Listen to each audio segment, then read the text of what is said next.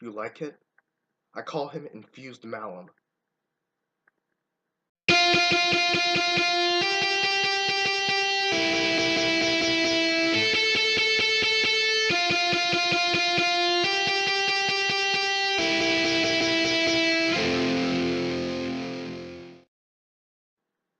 Hey everyone, I am Xeracon, and I have returned. Today we're going to be talking about the entirety of the Bionicle history and basically the chronological order of all the events that have transpired from beginning to end. But before we do that, I want to let everyone know that I am currently selling Bionicles, my old Bionicles. You probably saw about it in my previous video, but just to let you know, I'm selling them on Amazon, and if you're interested, just look at the description box below and you will see the link to where I'm selling them. Now, I'm not saying that I have everything down. In fact, I'm pretty sure that I don't know everything that's occurred, and I don't know the exact times that some events happened. Uh, Also, be prepared. This is going to be a major spoiler video, so if you don't want to know how things ended or what happened during some of the arcs, stop the video and just go away, because it's going to be a major spoiler video, so yeah. And if you do actually know more about the stuff that happened that I don't know about, that I didn't go into great detail, or hey, I did something wrong, let me know in the comments below also. I'm going to start with the Great Beings. Now, the Great Beings are pretty much like the creators of the Bionicle universe.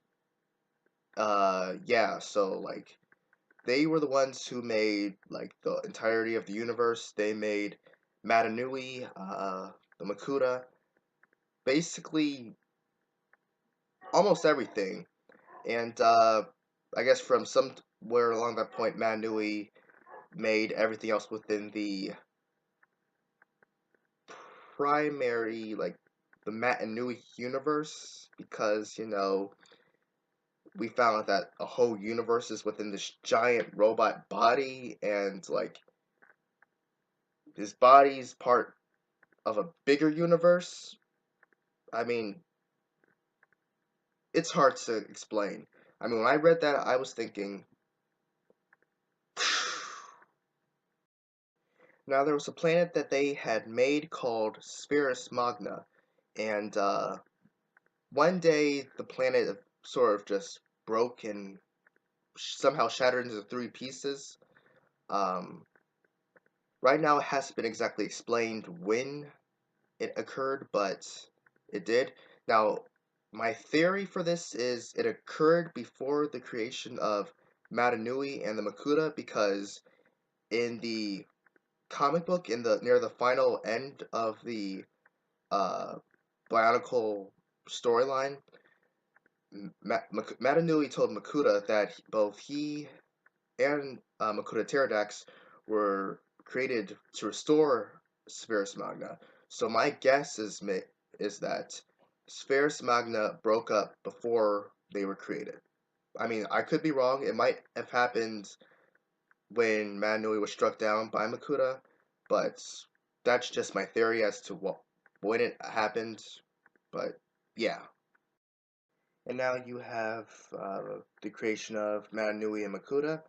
Uh, there's Matanui, and then there's like the Makota, as in the species, not as in the Makota of Metanui, also known as Makota Pterodax. Um, I'm not sure how many Makota there were at that time, because it's mentioned that there were some Makota that they were originally organic, and then sometime they became like energy and armor. So uh, it was also mentioned later on in the podcasts that Makota came from a certain like spring point, like a well or something like that.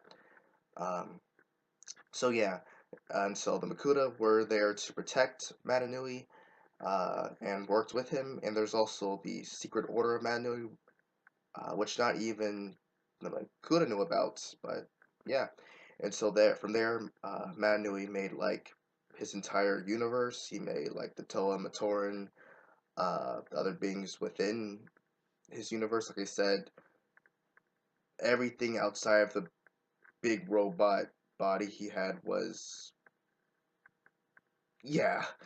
And so yeah, that was it. So all the locations: Metru Nui, uh, the island of Mata Nui, Karda Nui, which also had Voya Nui.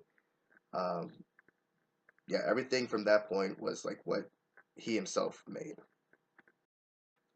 Now the great beings know that eventually, sometime in the Manui might be struck down or die, so they had a contingency plan that should this ever happen, they made the Mask of Life to just revive him if necessary.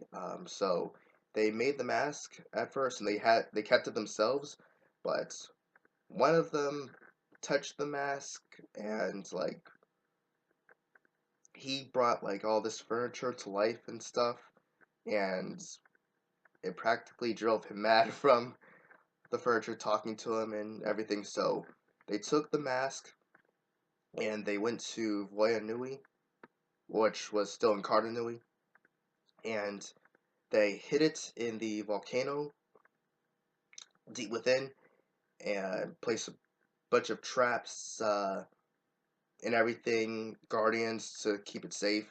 And then they left, and no one knew about it because they didn't want anyone to know.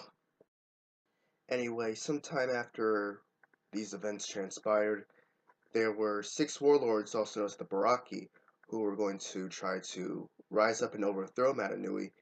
And they, on the day that they were going to carry out their plans, that's when it was interrupted by the Brotherhood of Makota, and Pterodax himself came out and was going to personally eliminate the 6 of the warlords when Botar, who was a member of the Order of Matanui, came and intervened, and he captured the 6 warlords and brought them to the pit, which was like the bottom of the darkest hole in the universe. It was like where the worst of the worst criminals went. And it's from the Baraki attempting to overthrow Matanui that Pterodax first got the idea to overthrow Matanui. Well, that's all the time for today. Stay tuned for part 2, and we'll start with the origins of the Toa Mata. Till next time.